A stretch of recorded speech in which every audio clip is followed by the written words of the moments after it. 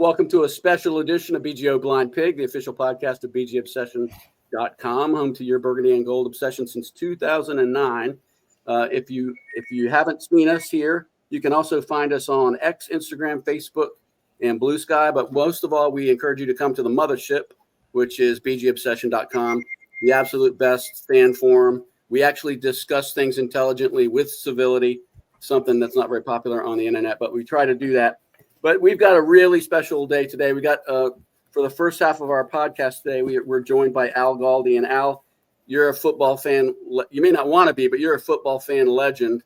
If there was a Mount Rushmore fan coverage guys, you'd be up there with Sheehan and Kime, and that might be it. I don't know. We can talk about it. But I just wanted to mention yesterday, I heard a rumor that yesterday was the 4-year anniversary of the Al Galdi podcast, with episode 1014 coming up any minute now, right?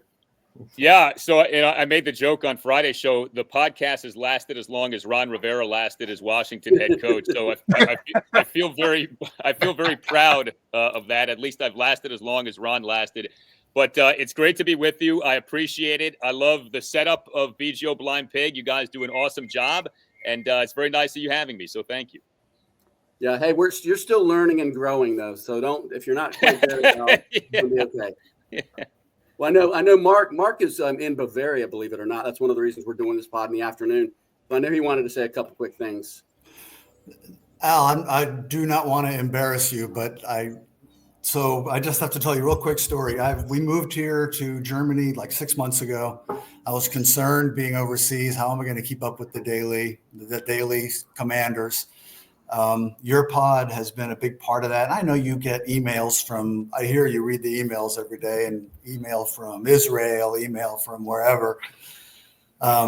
So my little short story of appreciation is I went on a ski trip last weekend. We went down to the Italian Dolomites, and on Monday we're driving back. I'm on a bus with a bunch of soldiers and a few old civilians like me.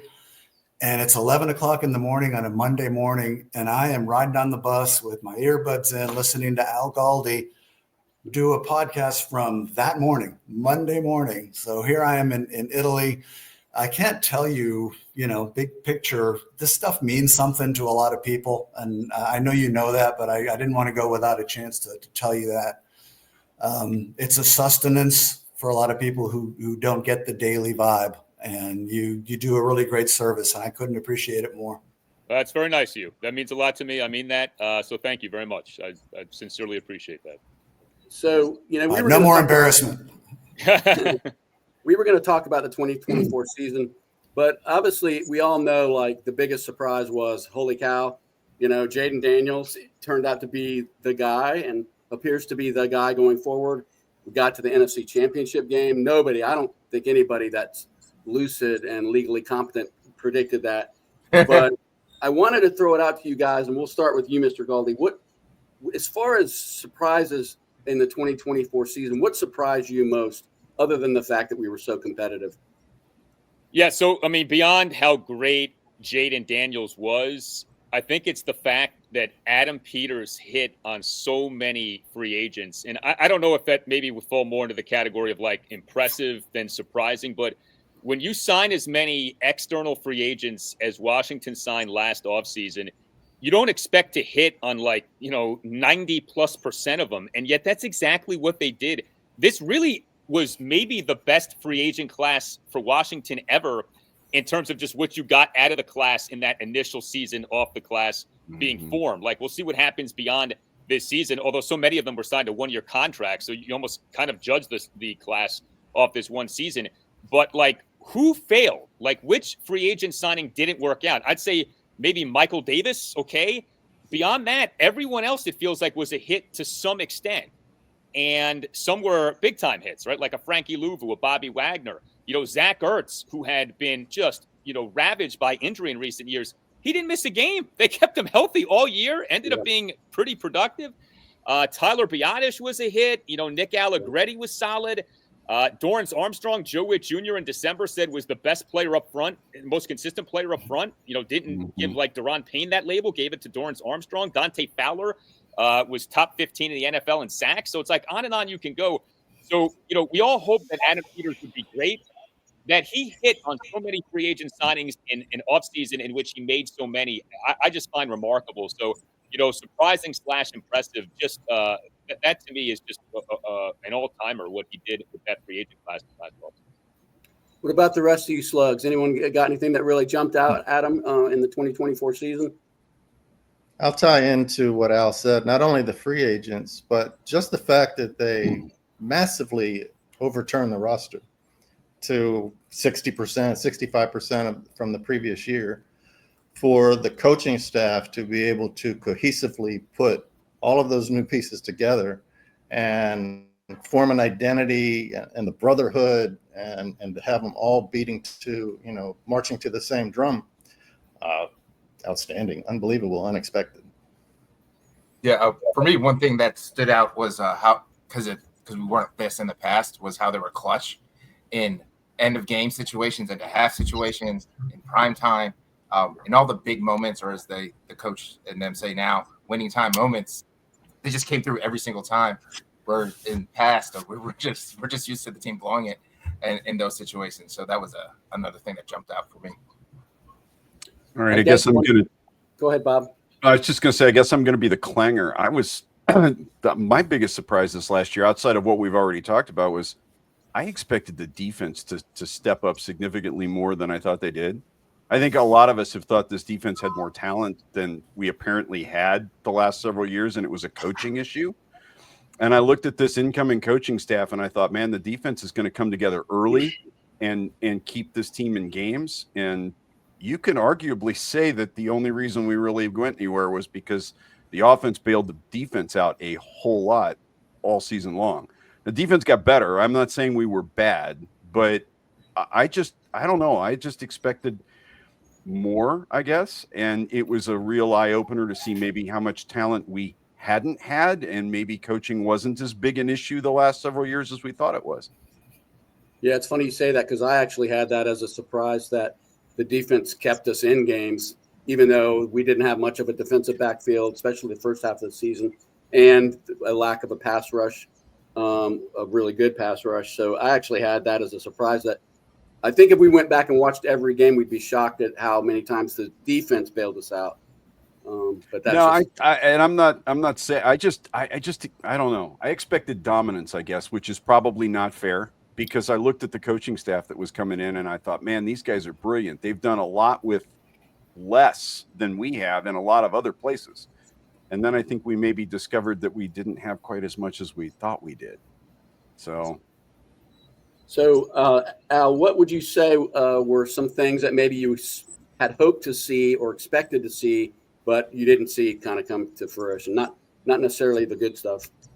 Yeah, so definitely with the defense, you wanted that to be better. I think the specific thing with the defense that really was disheartening was the run defense. They were horrible against the run. And, when you have two well-paid interior defensive linemen in Daron Payne and John Allen like that, being bad against the run is especially disappointing. And, I think that is one of the more sobering topics to come out of this season is, where are we with those two and what should happen with those two moving forward? I mean, most people expect Allen to be a salary cap cut, but Daron Payne, you can't really cut him right now, given that he just signed the extension a few off seasons ago. But look, the truth is, since he signed that extension, he has not done much. And 2022 contract season, Daron Payne has evaporated over these last few years. And I'd like to think that guy still can be in effect, but he has not been in effect these last few seasons. So I think the run defense certainly stands out. I also would throw into the mix the rushing offense in terms of running backs as the season went on. I thought that Brian Robinson Jr. was going to have a big season. He at times did well, but it's funny, starting with the win over the Titans, the Commanders went on that surge to end the regular season, and then obviously did as they did in the postseason. They did that despite the running game in terms of the backs, for the most part, not doing well. Now, and I'm differentiating here because Jaden Daniels, in terms of rushing offense, was doing well. But the backs, game in, game out, just did not give you much. And it's not necessarily all on them. The run blocking at times left some things to be desired. But I think that's something that they got to get their arms around, is getting the ground game going in terms of these backs. I expect there to be some changes in the running back room for next season. But beyond that, I think they need to gain sort of a larger comprehension of what went wrong here, because that really held the offense back. And it's almost a miracle that the offense did as well as it did as the season went on, with the struggles that the running game had in terms of the running backs. Yeah. Hey, can I, let me piggyback on the defense thing for a minute.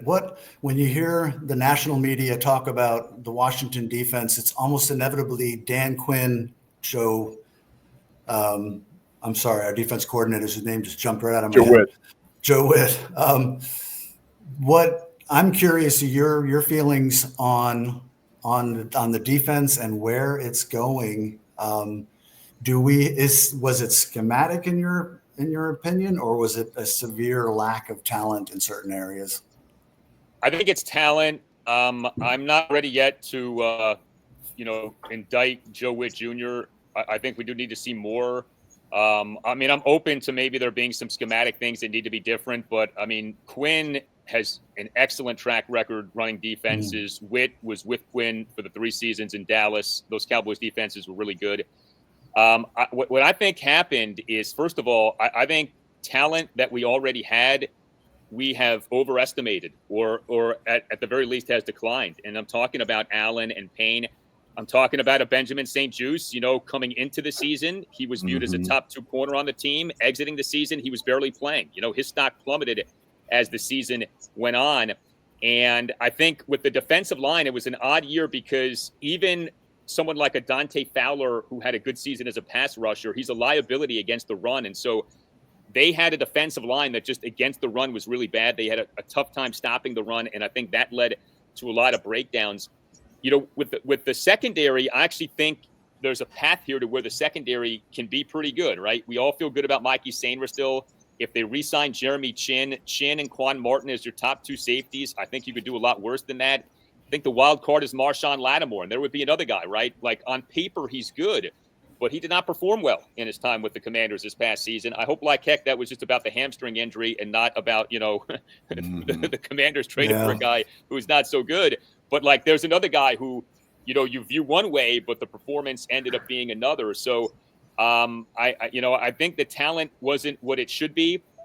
And so I think they do need to upgrade at some spots. And I think it's going to be really interesting to see how they go about doing that.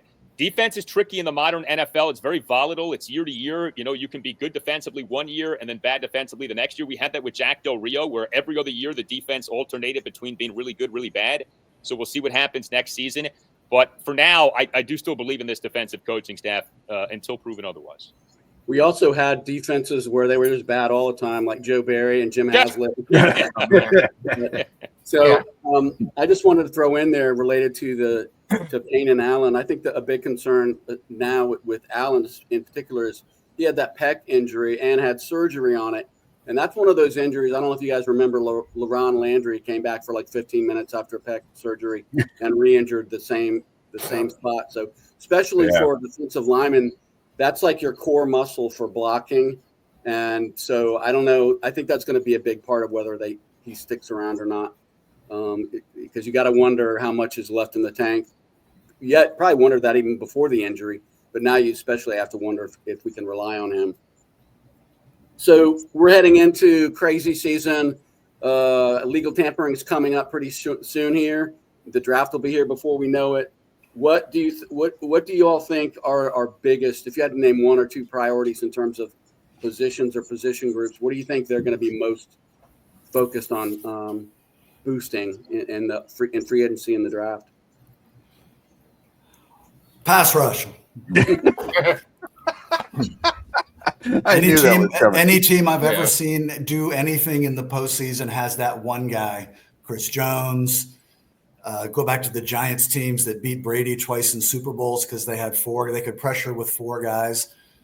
Dan Quinn did great when he had Micah Parsons and DeMarcus Lawrence coming off the other end. That's what I saw missing from our defense as much as anything, is that one guy who can beat one-on-one and get pressure on the quarterback in the big situations. Can I pick someone that wouldn't be a free agent and wouldn't be a draft pick? I'm a big fan of the potential of bringing in Myles Garrett. because I think he solves multiple problems. Pass rush, check. Control the edge and in the run game, check. By all accounts, he's a great locker room guy. He's a great leader. He could be a great mentor. I think he checks so much that if Peters can find a deal that he can live with, I think that's the first move that I would make. I'll co-sign that. Yeah.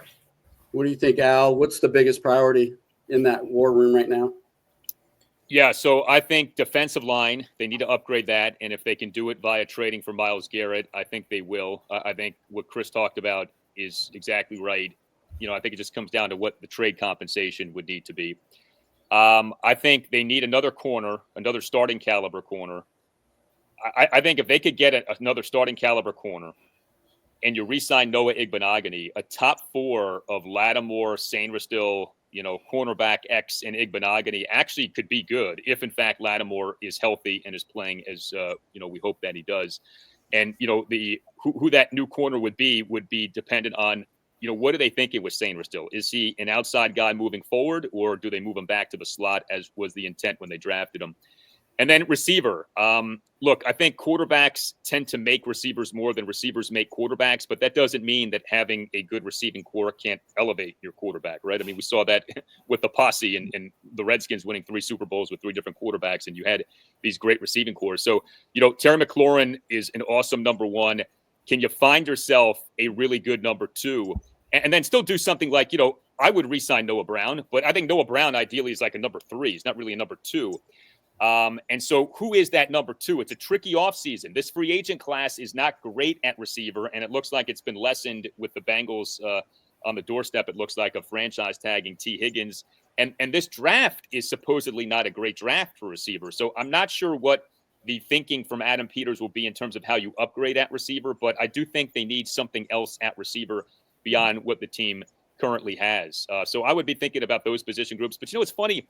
I think save for QB1, you could argue that there's help needed at every position group. Maybe not linebacker if you re-sign Bobby Wagner, but that's kind of a funny thing. The Commanders had this great season, but there still are a lot of areas that you look at and you say, okay, that area can be better. So I don't think there's like a shortage of things that Adam Peters has on his mind right now. I know this will sound crazy, but I almost feel like kicker might be one of those areas where we got to figure something out because I give Gonzalez a lot of credit, boinking or however he got it done. He basically got it done, but I feel like we're going to continue to be in a lot of close games, and I'm hoping that we're not going to go for it on 4th down every time. Well, occasionally we take the points that are there, but I just don't. Even though I think they outperform probably their talent level of kickers that we did have, I feel like we need to find a long-term kicker at some point. I'm not saying we should draft one, but I just don't feel settled, and especially at beyond 50, I don't think we have a guy that has that kind of a leg on this roster right now. No, you're right. And the doink, as unforgettable as it still was a doink. And that could have just as easily been a miss as it was a make. So it's not necessarily something like you're proud of. I mean, it's a funny thing to look back on. It's a glorious moment for sure. But as a kicker, like in terms of executing a kick, that's not what you want to be doing, doinking kicks for make. So I'm with you. I think kicker's still a concern. He did do well in the NFC Championship game, Gonzalez, but you need more certainty at kicker. I think that's it takes years to perfect the bank shot. So let's give credit where credit's due. I have a question for Al, if I may. Mm-hmm. If I put you in the very difficult position of needing to add a weapon to the offense, but you can only add one, would you add it to the receiver? Would you add to the receiver position, or would you try to find an addition in the backfield? That's tough. I mean, obviously they need both. I would say receiver, just because I think passing offense matters more than rushing offense, but they need both for sure. And, the thing with running back, of course, is it doesn't just have to be a weapon as a ball carrier. It can be someone who can really help you as a pass catcher. So I don't know that there's a wrong answer to the question that you asked. It's funny, for all that was done last offseason, Adam Peters did not draft a running back. And the work at running back was just done in free agency, right, with Austin Eckler and Jeremy McNichols. So Be interesting to see what they do at back. This is supposedly a running back rich NFL draft. So the fact that the Commanders are in need of a back, this actually works out pretty well. This could be a year to really find someone really good as a back in the draft. And there also are some possibilities here. Like, Austin Eckler is under contract for next season, but he had the 2 concussions this season. Yeah. Some people have talked about him maybe being cut. I mean, I thought he had a good season, but, I wonder if they would do that. Maybe he retires off the 2 concussions. Like, we don't know. That was a nasty second concussion that he suffered. That he came back last season, I still find remarkable because it did not look like he'd be coming back. I think there are a lot of questions at running back for sure. So when Adam Peters came into Washington as the GM, kind of his rep in San Francisco, and what I think he even said it flat out is that my philosophy is that the way you build is through the draft primarily, like almost dominantly. Do you guys think that that's going to remain true this year? I mean, I don't know how they were more active last free agency than I thought they would be based on that.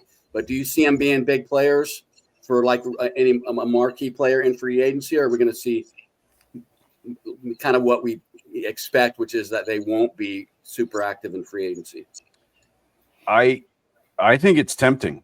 I think it's got to be tempting. I mean, let's face it. When we were staring at this last year, we were looking at a rookie quarterback and all we thought that entailed, right? And then Jaden Daniels came in and proceeded to reset all of our expectations around what a rookie quarterback looks like. We now have a window of 4 years with Jaden Daniels on a rookie contract, assuming that he goes the full 5.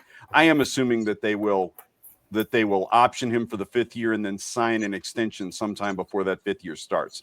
That's the smart money in my way of thinking. But we've got a window here where we've got one of the top guys in the NFL playing on peanuts for the quarterback position. Do you look at this and go, we're 2 years ahead of schedule? We need to do something now because we could make a run at a legitimate Super Bowl if we did it right this minute. What do you think, Al? Does Peters speed up the process based on Daniels and that 4-year window on a rookie contract? Yeah, I think he does. I think you have to capitalize on this. I mean, you've been gifted really the ultimate gift in the NFL, right? The great quarterback on the rookie contract. And, this guy, he may not just be great. Like, we may be talking about the Patrick Mahomes of the NFC. Like, he was playing at that kind of a level as the season went on. But I do think that Adam Peters is still going to stick to the mantra of the draft is the backbone. That's the DNA. You use free agency to complement what you established via the draft. I think that's a smart way to go. See, free agency is tricky, right? Because a player has to make it to free agency. And I think what we're seeing more and more with these free agent classes is that they're not as great as they used to be, because if you're a great player, you get signed to an extension. And so if someone makes it to free agency, you always have to kind of ask the question, why did his previous team not extend him? Like, what are we missing here? And sometimes it's just an age thing. Sometimes a really great player makes it to free agency, but oftentimes the truly great ones are just being extended. Like, they're not making it to free agency. And so you have to be really careful in free agency. The value in free agency is almost never with the big money signing. It's almost always with the second and third wave. That's where the Commanders found all that value last offseason. They didn't sign anyone to a big money deal. The biggest contracts were the Biotish and Luvu deals, and those were like, modest deals, 3-year contracts. But I mean, the real value is you get Bobby Wagner on a 1-year deal, and he has another really good season. You get Zach Ertz on a 1-year deal, and he, far outproduces his contract. That's the value in free agency, and that's where I think you have to try to go about doing free agency. But you don't necessarily build a team that way, right? You sort of add complements to what you have established in the draft. So I would think that that's what Adam Peters is thinking. But because the Commanders have so many free agents again, they're going to be active in free agency, either via re-signing guys or adding guys. But it's inevitable here. Like, one of the reasons they have all this cap space is that they have so few guys under contract for next season, because they signed so many guys last offseason of 1-year deals. Al, is there anybody out there in this current free agent class that you have like fantasies about coming to Washington? Yeah. Well, they would only be G-rated fantasies, but you got little kids. I hear you. I can't say, although I would say this: if they don't trade for Myles Garrett, see, the Garrett thing is odd because we don't even know that he's available for trade. The Browns are insisting that he's not. Maybe that's posturing, but maybe they end up not trading him. Who knows? So I've looked at Khalil Mack, and he's older, yes, but he actually is still an effective player. He's not going to cost you, I would think, a ton of money.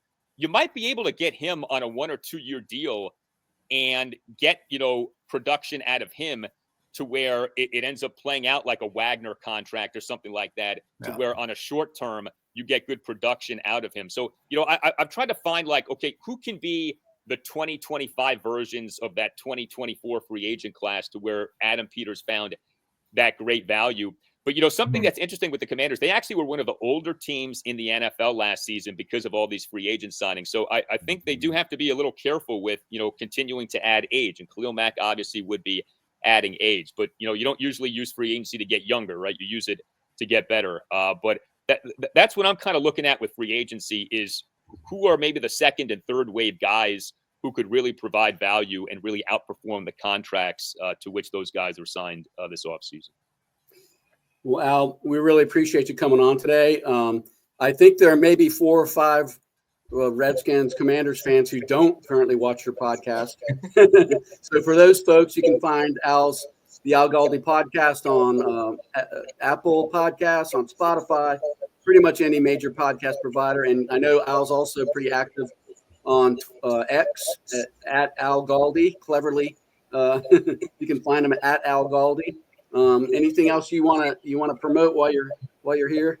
No, I appreciate the plugs. New episode of the podcast each weekday, Monday through Friday, out by 5 a.m., oftentimes much earlier. And we talk Commanders on every episode, no matter the time of year. But it was really a lot of fun being on this. And thank you very much. You guys have a great operation here, so keep it going.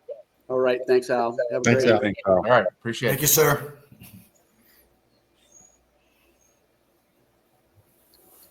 All right. Well, I did want to circle back around to free agents because I know you guys probably have some fantasy, not so G-rated fantasy thoughts. And I'll start. I want Chris Godwin, man. I want the Buccaneers wide receiver. He's supposed to be a free agent. It could be another one of those scenarios like Al referred to where they make a deal. And but right now he's slated to be a free agent. 28 years old. He in 2021 and 2022, he had 100 receptions or thereabouts for 2 straight seasons. He's got really good hands, 71% career reception rate, and he's a number 1 wide receiver on most NFL rosters. He did play only 7 games in 2024. He got a pretty bad ankle injury, but he should be recovered from that. But in 7 games with Baker Mayfield, and I think this is a good comparison to us because I think Baker Mayfield plays pretty close to the way that Jaden plays, at least maybe not as athletic. But in 7 games in that Baker Mayfield offense, Chris Godwin had 50 catches, 576 yards, and 5 touchdowns in 7 games. So he was on track to have a career year just last season before he tweaked his ankle. So that's the guy that I want. And I mean, we'd have to pay to get him. The rumor is that New England wants him. They want him for the same reason I want him. They've got Drake May, and they need weapons for that kid to be able to do what he can do. So they're probably going to be the ones going after him most hot and heavy. But I hope we're looking at him because I think he would immediately make us an electric offense. With Terry on the other side, watch out.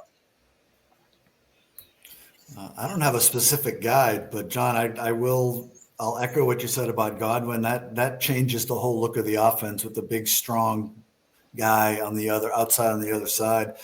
And I find myself thinking one advantage that we've got going into this year that we haven't had in a long, long time is if it's like a coin flip between 2 teams, all of a sudden this is a pretty damn attractive destination for somebody to come to. Yeah. Right. If Godwin wants to win a Super Bowl, there may not be too many places he can realistically go to get a better shot at it right now. So I'm all for it. You got to see us up close and personal, right? Recently. You did. You did. Yeah. For me, also with Cosme's injury, we don't know when he's going to come back. So you might look at a guy like Becton from the Eagles. Maybe you sign someone like that. There's some tackles like the Ravens guy, Stanley, and the guy in the Rams. And figure out whatever your combination you have to get your best 5. So I think even if it's a stopgap guy because of the Cosme injury, they're going to look to free agency to help with the offensive line too.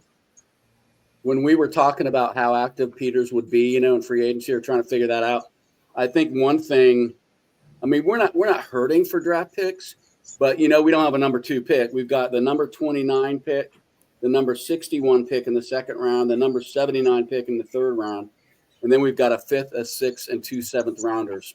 So we're not really in a position to be trading picks around, throwing picks around as trade bait, and we don't have a lot of high picks. So I think that might mean we're more active in free agency than Peters would normally be, but I'm just throwing stuff at the wall there. Well, I agree with Al that it probably won't be with high-end veteran type free agents, right? I know we're ahead of schedule, and I know Jaden's on a rookie contract, but I think Peters is still going to be pretty circumspect about building this thing. I don't think he's going to rush it and it's not going to be the over the hill gang. Like, let's win it all this year and the hell with the future. I don't think that's his style. Mm-mm. No, I think if we throw money at a free agent, it's going to be somebody that we know we can get 2, 3, 4 years out of. Yeah. I'm looking at a guy like DJ Reed. We talked about, bringing in that second cornerback. For the longest time, I thought T. Higgins might have been an actual target at the trade deadline this last year, because it really didn't look like the Bengals were going to pony up to re-sign him and Chase. But now it appears that maybe that's changed a little bit. But I look at a guy like DJ Reed from the Jets, who instantly upgrades your secondary. I mean, if Lattimore returns to any type of form at all, now you've got Reed on one side, Lattimore on the other, and Sanristel backing both of them up, playing the slot.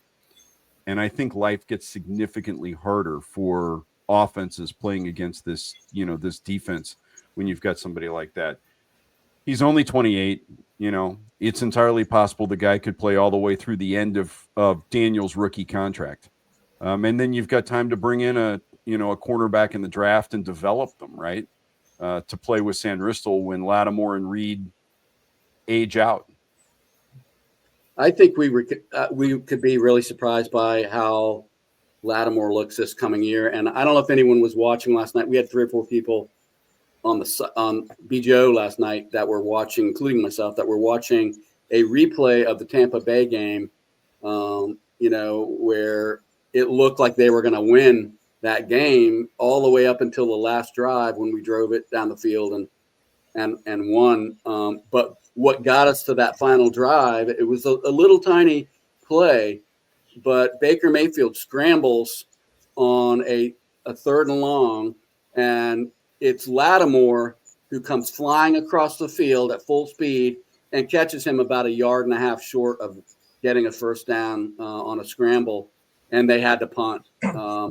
So without that one play, we probably don't win that game. We obviously don't go to Detroit and shock them and end up in the NFC Championship game. So it kind of got my attention because he's taken so much heat, since he got here from the fan base. But I think he might surprise us this coming year. He is a physical presence out there. I love that about him. The cover skills, I agree, looked a little bit off, and I'm going to chalk it up to injury until I see otherwise. But what I appreciated from him, other than a couple of stupid, penalties or roughness type things, but the physical, we haven't had a physical presence on the outside like that since who? I mean, Sean Springs may have played that way a little bit back in the day. I can't think of many others.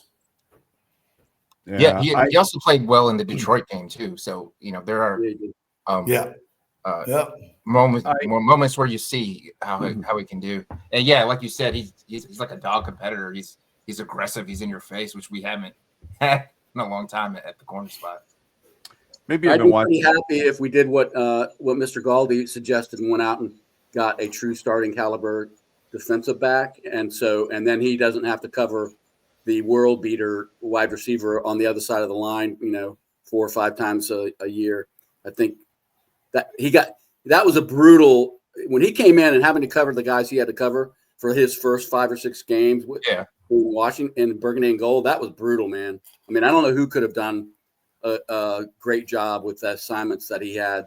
And then if we improve the pass rush, that'll help all the corners. Thank you. Yeah. I was about to blurt that out. We're leaving people on islands and all year long because we had no one guy who could consistently win one-on-one and get after the quarterback. We need that. That's the big piece we're missing as far as I'm concerned. I have to laugh, Mark, because I know a year ago you were saying the same thing about the pass rush, that's what you worried you the most, and you damn if you weren't right.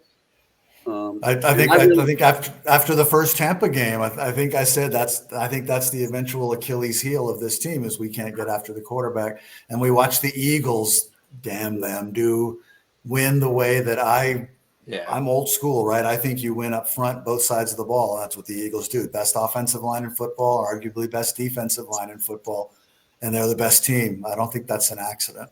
Yeah, I was about to say that, Mark. That if you watch the Super Bowl, you watch the Eagles dominate the guy that everybody says is probably the best quarterback in the NFL right now with 4 down linemen.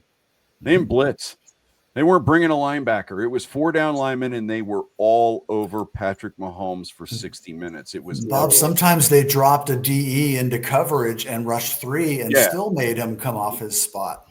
Yeah. No, I mean, absolutely. And I think that's a big miss for us at the moment. And it makes the secondary significantly better when the quarterback knows he only has X amount of time, no matter what, he's got X seconds and the clock's always ticking. And I don't think it's always ticking when you play against us. I think some of these guys realize that they've got minutes to stand around back there and wait for somebody to come open. So I wanted to end. It's kind of a silly question, and I'll just acknowledge that because I wrote it. It's way too early for this question, but I want to throw it out there just to kind of take your guys' pulse on it. What's your outlook for 2025? You almost have to think we can't possibly do that. What we just did again, can we? But I'm thinking along the lines of Jaden Daniels, especially. Like, do we expect kind of to see what we saw in Houston with CJ Stroud, where he looked like a world beater his rookie year, and then after teams kind of got tape on him, he still played well, but he didn't look quite as electric and dominant as he did the season before. What do you guys think about that? Are we going to have some of that sophomore slump stuff with Jaden, and what's just your general vibe going into getting ready to start the 2025 season? Somebody else go first. I'll go. I don't. I think because of his age, and I would imagine he's a couple years older than Stroud, but I think because of his age, there'll be less of a chance for a sophomore slump. I think he's seen. I mean, through college, he saw so many defenses and so many repetitions and so many all of that sort of stuff that I'm not concerned with him stepping back. I also don't think he'll make a precipitous jump forward. I think he'll show improvement. I think he'll be better. He'll be smarter. And I always, when people say once they have film on him, I always don't quite understand that, because especially by the time you get to the end of the season, they have film on him.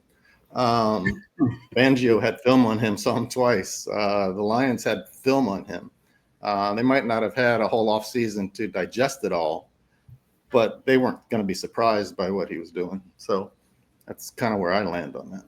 Well, yeah, and the other thing too, Chris, is you can have all the film in the world on somebody, but if you can't stop him, if you can't come up with a strategy to stop him, and I think that's what Jaden showed is you might give me problems at times, but you're not going to be able to shut me down. I don't think he got shut down a single time all season long that I recall.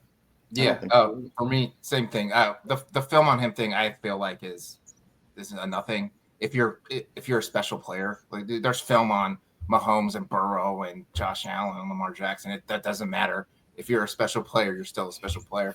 So I'm not really worried about Jaden Daniels. I think with his work ethic and everything, I think he'll still be fine. And then even the sophomore slump thing, even with the guy in Houston, even that I think is overblown. They still won their division. They still won a playoff game. So it's not like he fell off the face of the earth. So for me, I'm still optimistic with Jaden. I think he's still gonna do his thing. And I am going to double down on. So the very first thing we heard about Jaden Daniels after he was drafted was that on the airplane back to Washington to do his introductory press conference, he's standing in the aisle with the playbook and he's like walking through the playbook before he ever gets to Ashburn. And then you hear about the virtual reality stuff and you hear about how he's the first one in the building and the last one out. I think that I do expect him to make a fairly considerable leap forward as a professional quarterback, learning to risk his body less, learning to make even faster reads. Nobody seems to study harder or be more football adept than Jaden Daniels. Plus, he's going to have Adam Peters and Cliff Kingsbury working to give him exactly what he needs to make that big step forward and probably a better roster around him. I have no reason to expect anything but this. I mean, he's already up here, right? So there's only that much higher he can go. But I think he's going to develop as a professional quarterback that it's going to be obvious from jump that he is finding guys in reading zones and executing passes that make it less necessary for him to run. I just can't wait to see what they come up with for this kid and this team in 2025. I guess one thing that I've thought about when I was considering this question is, I hope it's not, don't get me wrong, I love that them going forward on fourth down and that aggressiveness. I mean, I'm a former Marine, so I just like the aggressiveness. And even when it didn't work, like in the Tampa Bay game we were rewatching last night, they almost lost the game because they kept going for it on fourth and did not get it. But I guess what I would say is I want the offense to improve, especially on first and second down, whether it's getting a real running back that can put the fear of God into defenses or adding a super talented wide receiver or improving the O-line, whatever it is. I think they need to get a lot better on first and second down so that we're not constantly having to go for it on fourth down. If they want to go for it on fourth down, that's fine, but it shouldn't be because we can't gain yards on first and second down or can't rush the ball. Remember early in the season, that's what we were doing. When the running game was working, it was always 3rd and 2. Yeah. Mm-hmm. And towards the end of the season, when something happened with Robinson, he was not the same guy, clearly, right? But yeah, John, 100%. First and second down, get back to staying ahead of the sticks and all that. I think that's a big part of the offseason plan. Bob, now that we got your smiling face, what do you think? What's your outlook for Yeah, my cameras are doing really strange things. My original camera decided to come back, so it turned my laptop camera off. I don't get it, but anyway, the one thing I haven't really heard anybody touch on is the fact that I think we have already dodged the biggest single bullet from the offseason, and was the potential for losing Cliff Kingsbury to a head coaching gig somewhere else.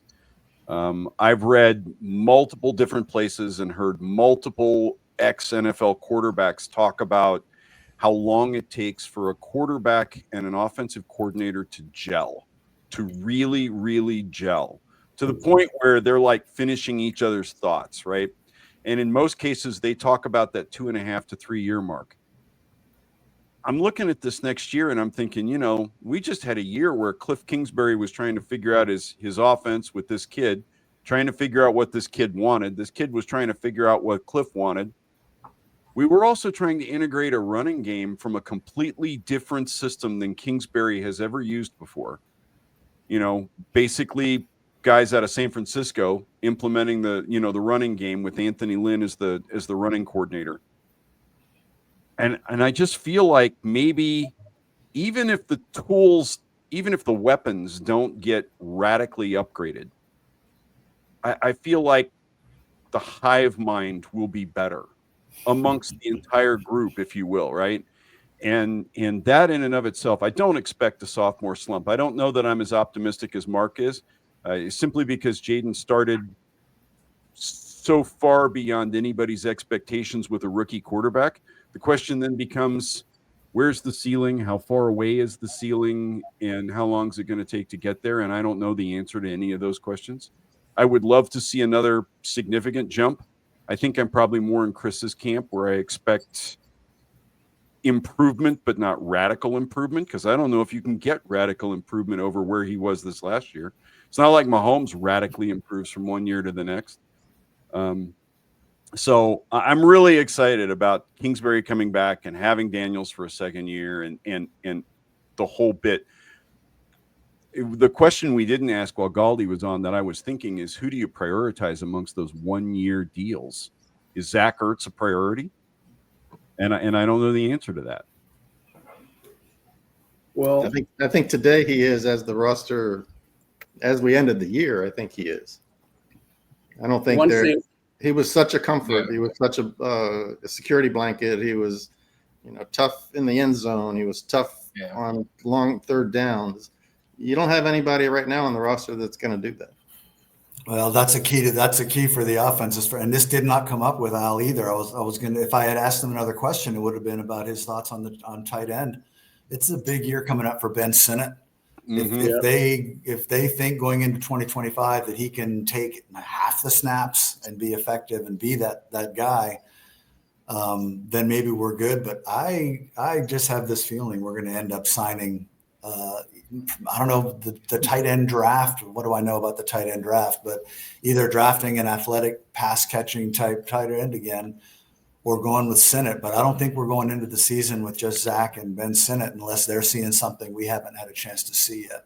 Well, I had that down as one of my what didn't we find out, or what didn't we get answers for category, and that was McCaffrey and Sinnott. I don't think we have any better idea. We don't have any better idea of what we have in those guys, other than I think it's fair to say McCaffrey's kind of an electric return man. But other than that, I don't know what his ceiling is, and I sure as hell don't know what Ben Sinnott's ceiling is. And I thought I would know that coming into the season based on where they were drafted, but I don't. So I don't know. That doesn't necessarily mean the coaches view it that way, but I don't think we know what we have in them. And the other thing I wanted to mention, back to what Bob was talking about with Jaden, and this was one of my big surprises, is if you remember when we drafted him, everyone was talking about his matchstick legs and how he was going to get snapped like little twigs the first time he got hit by an NFL level defender. And yeah, he got dinged a little bit, but that kid is tough as nails, man. He's got balls and he is tough. And when I say tough, not just mentally, he can take a hit and he can play.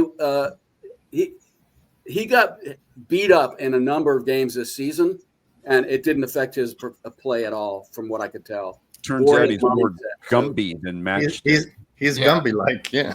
Yeah. He's Gumby, damn it. Yeah. Yeah, I'd like to add on to March real quick with one thing.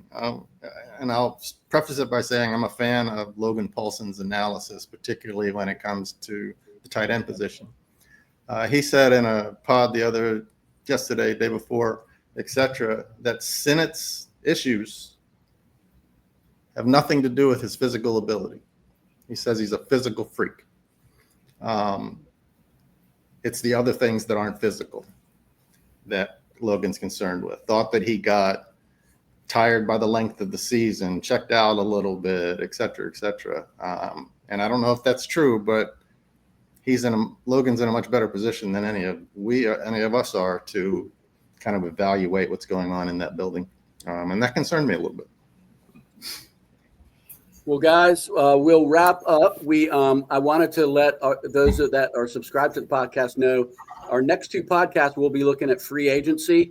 And we basically have looked at what are the groups we think the team is going to be looking to upgrade. And we'll be covering some guys that we like that potentially could be in burgundy and gold for us in the coming years. But we'll do offense this coming Wednesday. And then the Wednesday after that, we'll be doing guys on the defensive free agency list. So please join us if you're interested in those topics.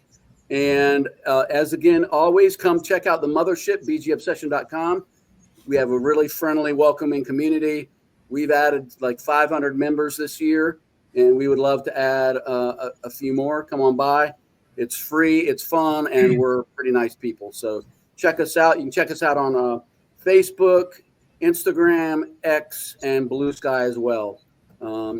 So thanks, guys. I hope you enjoyed Galdi as much as I did. I want to say, not only is he one of the most knowledgeable Washington sports guys ever, but that he is just a hell of a nice guy. I cannot say it enough.